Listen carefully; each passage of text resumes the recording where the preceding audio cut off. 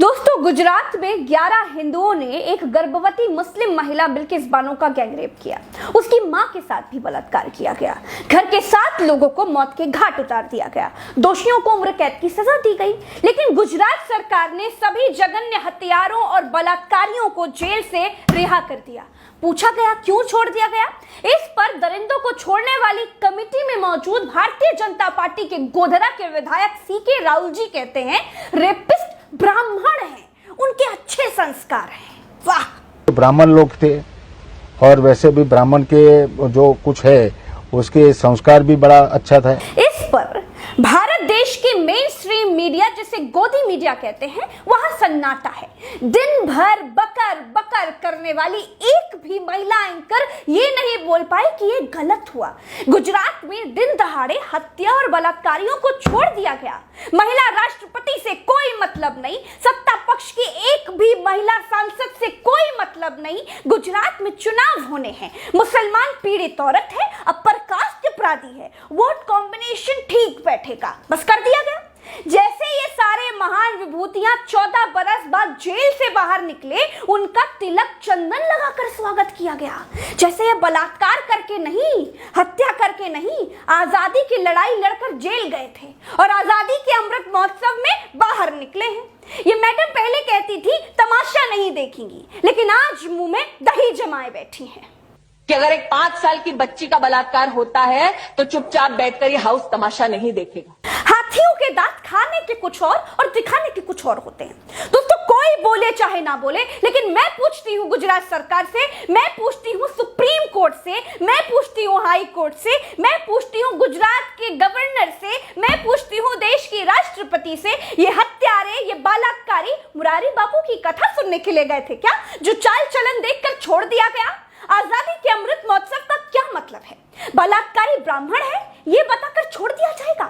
जिन लोगों ने गर्भवती महिला का गैंगरेप किया, उसकी मां का गैंगरेप किया, सारी महिलाओं का गैंगरेप किया, परिवार के 7 लोगों की हत्या कर दी, ऐसे लोगों के भीतर कौन सी अदालत को, कौन सी सरकार को, कौन से कोर्ट को मासूमियत दिख सकती है? भाई, भारत देश की ज्यादातर पावर में बैठी महिलाएं गुलाम हो चुकी हैं।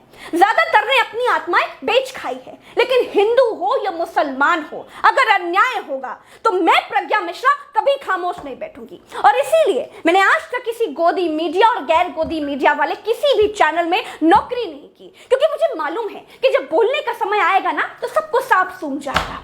इन गूंगों बहरों की बस्ती में मुझे ही चिल्लाना पड़ेगा।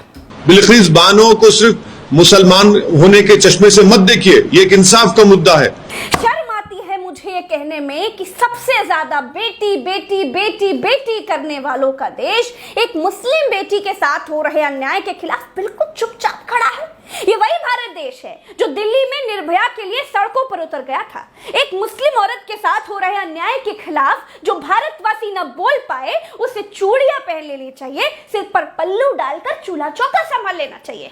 हिंदू मुसलमान में बढ़कर यह समाज नपुंसक हो चुका है और धिक्कार है मुझे ऐसे समाज पर जिसने पार्टियों का पट्टा पहन लिया हो और धर्म का चश्मा लगा लिया हो।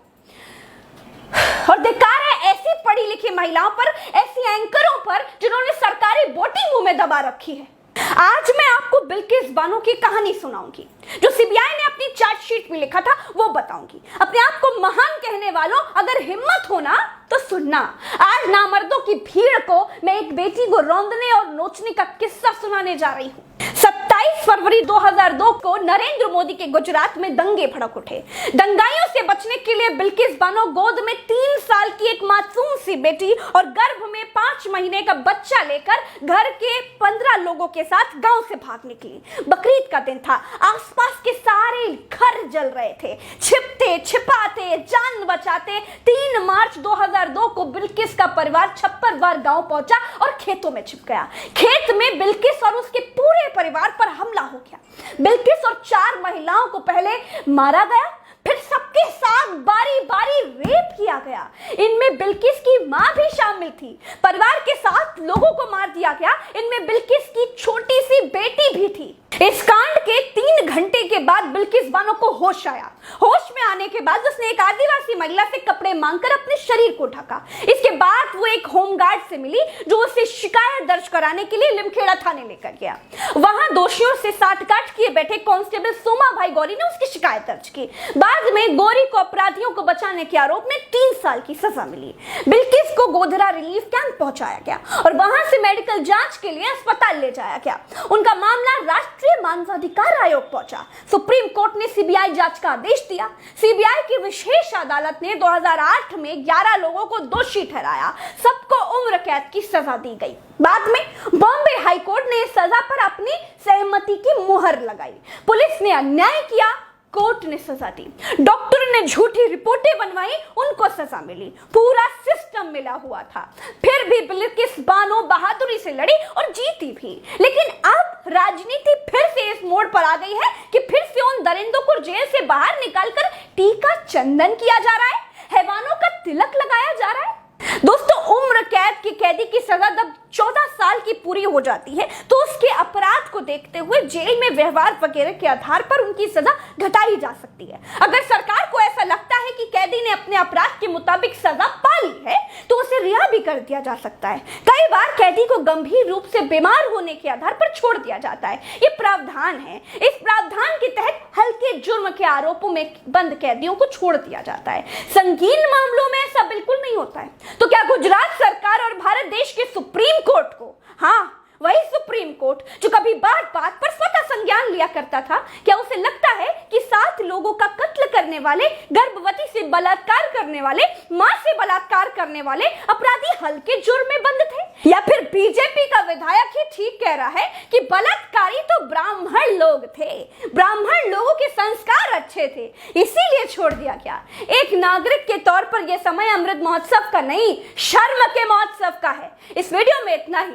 अगर आपको लगता है कि प्रज्ञा की आवाज और दूर तक जानी चाहिए तो चैनल को सब्सक्राइब जरूर कर लीजिएगा दोस्तों, और ट्विटर पर @प्रज्ञा नाम से खोज कर फॉलो कर लेंगे तो मुझे खुशी हो जाएगी, और नहीं भी करेंगे तो भी मैं अकेली ही काफी हूं। आज के लिए इतना ही। नमस्कार।